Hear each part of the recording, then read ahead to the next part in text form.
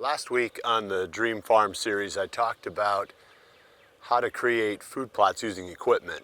Specifically, I was talking about skid steers and the attachments that you can use, probably rent, or if you've got a buddy that has these, it'd be a lot cheaper to borrow.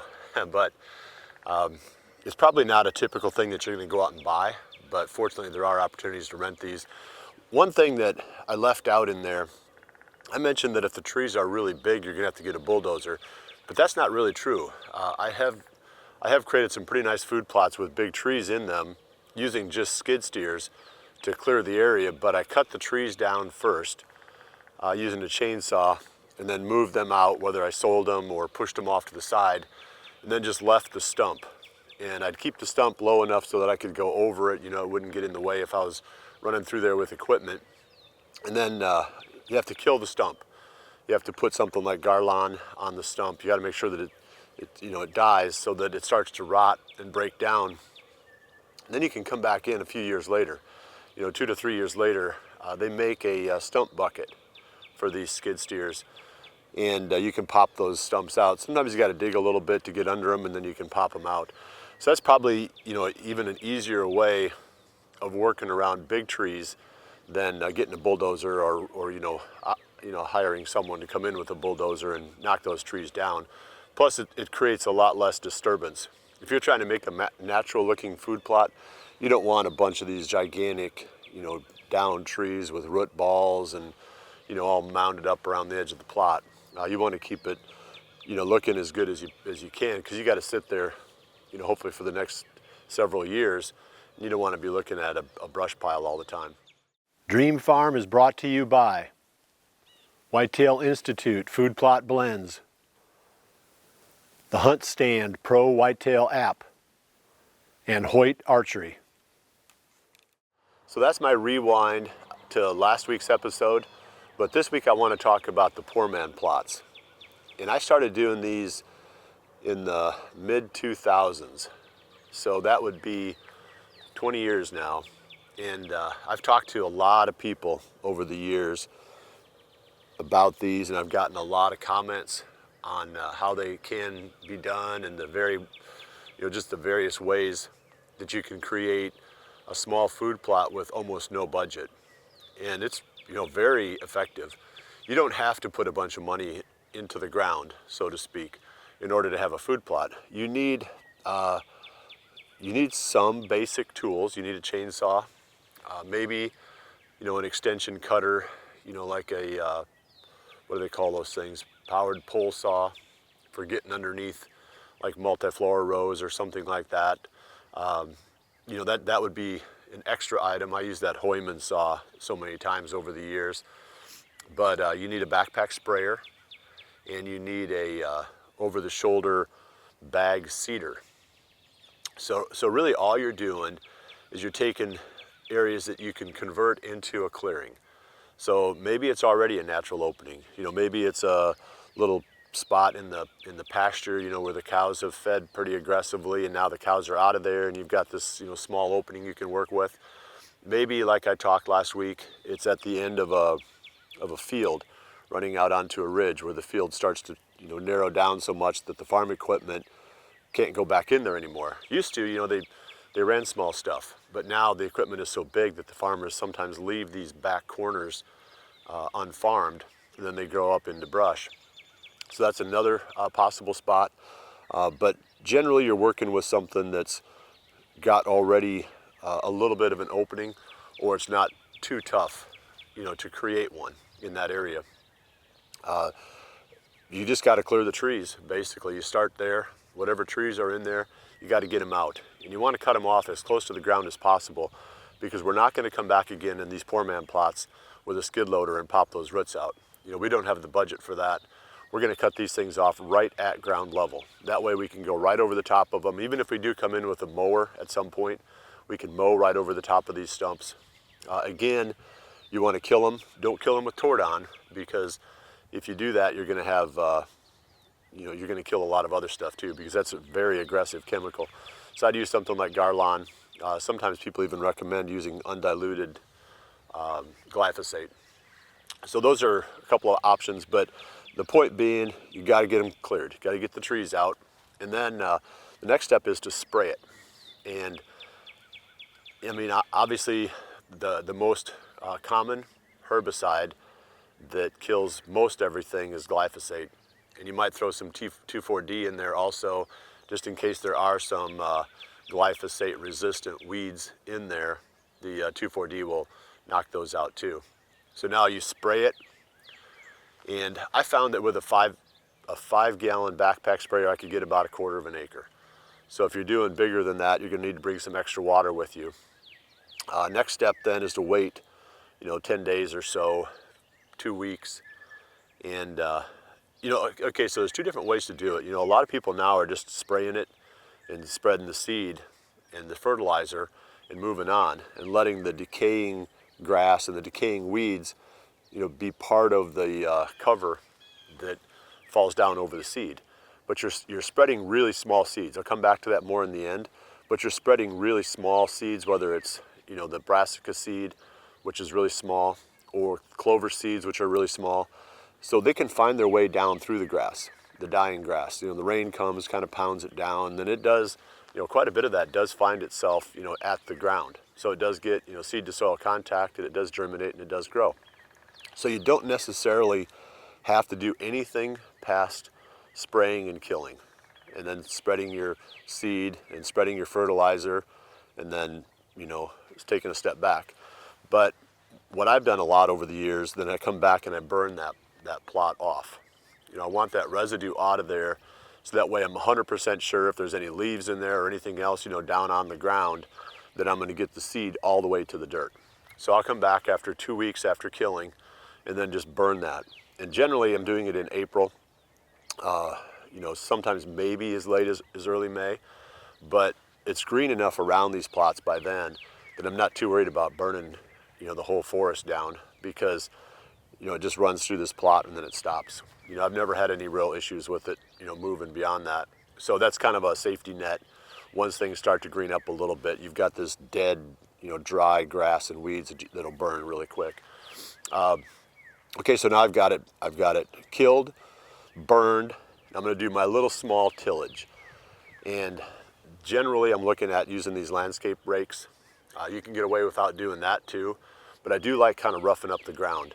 I mean, at the end of the day, what you're trying to get is seed to soil contact. So after burning, if you run the rake through it and rough up the ground a little bit, create a little bit more like openings or porosity, if you want to call it that, in the soil, so that the seed has a place, can find a place in the dirt. So when the next rain comes, it just gets, settles right into it and becomes part of the soil. Okay, so now we've got the spot prepared. We've got the seed bed ready for the seed, and we have to decide what to put in there.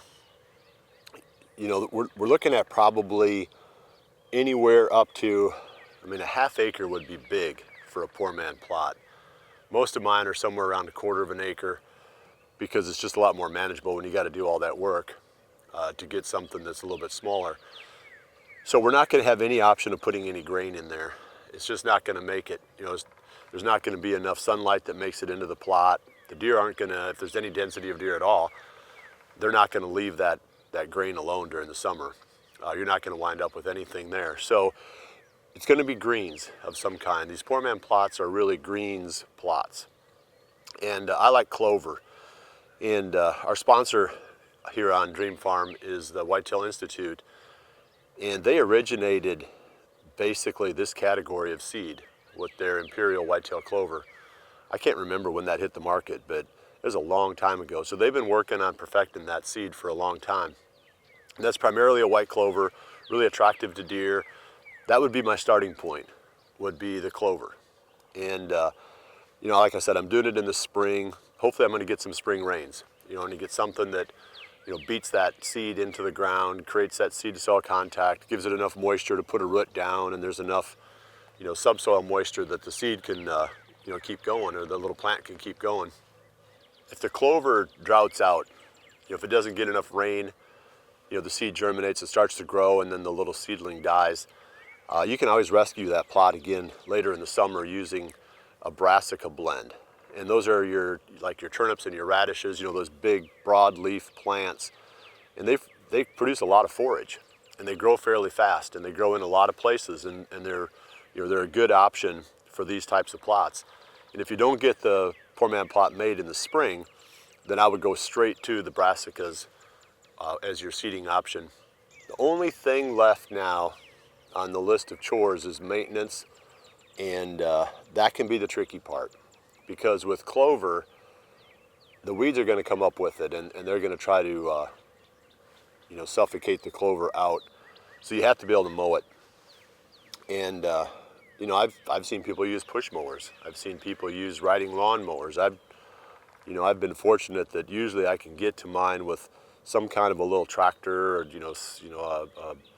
3-point hitch mower, or I know somebody that can pop in there and do it.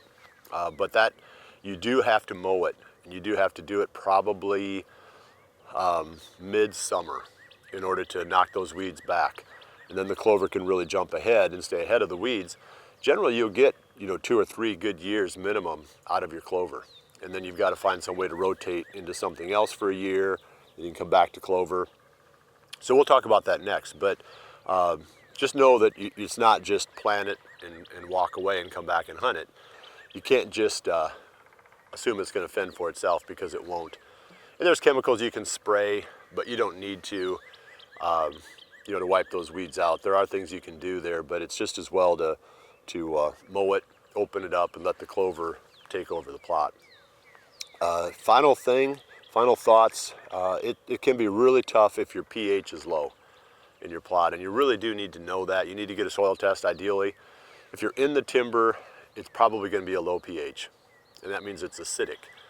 And generally, when the leaves are falling onto an opening or gathering in a certain area, when they decay, that creates an acidic soil, and it's really not the best place for clover or even the brassicas to grow. There are some clovers that are adapted to more acidic soils, but generally they're not the ones that we prefer to plant for whitetails. Lime is the traditional method for balancing out a low pH and bringing it up. But the problem with lime, of course, is that it's heavy, and it's hard to get it into places like that. And to spread the kind of volume that you would need to move the pH needle would be pretty high. So generally people are opting on these poor man plots for pelletized lime, which you can get that at most co-ops, sometimes even like a lawn and garden store. Usually they would, because people use pelletized lime in their yards all the time. It's not a replacement for the ag lime. Everybody thinks it's somehow more potent. It dissolves quicker. It does make a difference in the topsoil quicker, but it doesn't have that long-term lasting effect as basically grinding up limestone and spreading it. You're just pelletizing something that breaks down quicker. So you probably have to do it every single year. Whereas if you could get ag lime in there, you could bump the pH up, and it might stay up for several years. But you'll probably have to use the pelletized lime every year. And then they make I think it's a calcium solution that you can spray on. And I've used that over the years too. And that's I believe Whitetail Institute even has one of these products. It's going to be a lot easier to spray something on, and especially if you're going in there to treat it, in the spring, to spray it with the glyphosate. You could just include that, with your pH balancing, calcium solution. And that's another option. But one way or the other, if it's got a lot of leaves on it, or has had a lot of leaves on it, it's probably acidic, and it probably needs the pH brought up. So just keep that in mind. That's the hardest part. Fertilizer is pretty easy. Clover likes P and K. You can go into any lawn and garden store, and you can say, well, I want triple 19, and that's got nitrogen in it, which the clover doesn't need. But it's hard to buy just P and K blends at a lawn and garden store. You could go to a co-op, and you can buy that. I think it's MAP and DAP, maybe are the names that those go by. But you could just ask them at the co-op that, yeah, I just need a heavy dose of P and K. I don't need nitrogen for my clover. So that would be another option, is to get that, and you can spread that with the hand spreader. the same thing you spread the seed with, you can spread the fertilizer. I've done it many times. It's a lot of work because you got to put a lot of fertilizer out. You're looking at, see, if you're trying to get, oh man, I need to do an episode on fertilizer. I'm just going to keep this really simple. Let's just say you're going into the lawn and garden store and say, I've got a 1/4 acre that I need to fertilize. How much do I need? And I don't have to figure it out right now, but those numbers, they all add up and they mean something. But it's going to take me 15 minutes to explain to you, how to factor those numbers out in a way that you can use. Triple 19 means 19% of the weight of that bag is active ingredient of each one of those. N, nitrogen, P, phosphorus, K, potassium, NPK. So it's 19% by weight. So like, let's say you needed, you figure you needed 30 pounds per acre or 50 pounds per acre of active, and you got a 1/4 acre, how many bags of this stuff do I have to buy in order to get the right amount of active? You get the idea that there's a fair amount of math in there, and that's outside the scope of today's episode. Just go into the co-op, go into the lawn and garden store and tell them how big your spot is, how much P and K you want. Tell them you want, 70 to 80 pounds per acre actual on your P and K. And they'll be able to tell you, how much of what they have available that you need to buy and spread. Keep it simple, but I'll come back and talk about fertilizer in the future and we'll nail that down. So I don't know if there's anything more to say about this. I mean, I've spent a lot of time talking about it. I've got to go out and do a couple of them. It's still early for me. I just wanted to get this information out so that as you're planning and preparing for your own food plots this coming spring, that you're armed and ready to go with this information. It's going to be probably, today's the last day of February, so it's going to be probably almost a month and a half before I'm able to create these poor man plots on my own farm, probably mid-April, because I need that stuff that's in there to start growing first so I can kill it. Otherwise you spread your seed and you're competing with everything that was there before, and that's not going to work. So hopefully this gives you some inspiration. You can do these poor man plots on really anywhere. You can do it on land that you own, you can do it on land that you have permission, you can do it on your family's property. All you need is a little spot that you can open up. Someplace that you can create these little small plots, and like I talked last week, those are so effective for concentrating deer and making them a lot more killable, especially with a bow. It's tough when you're hunting big fields like a pick cornfield or a combine bean field or whatever with a bow, because the deer just have so many options where they can come out, and there's always something downwind of you, and at the end of legal shooting time you try to sneak out of there and the whole field full of deer knows you're there. So much better to hunt these little small pockets. So that's what you're doing. You're creating these little killing spots, these little staging area plots. You're doing it without any equipment without any really big equipment and on a very small budget. We can talk about budget sometime too. I mean, you're not going to spend much more than a couple $100 on these things. I mean, that would be, maybe $250, including the fertilizer, maybe $300. You're going to spend some money for the seed and the fertilizer, but it doesn't add up to anywhere near what it costs to make a, full-blown food plot using, larger equipment. Well, thanks for joining us this week. We'll see you right back here again next week for the next episode of Dream Farm. And remember to always dream big.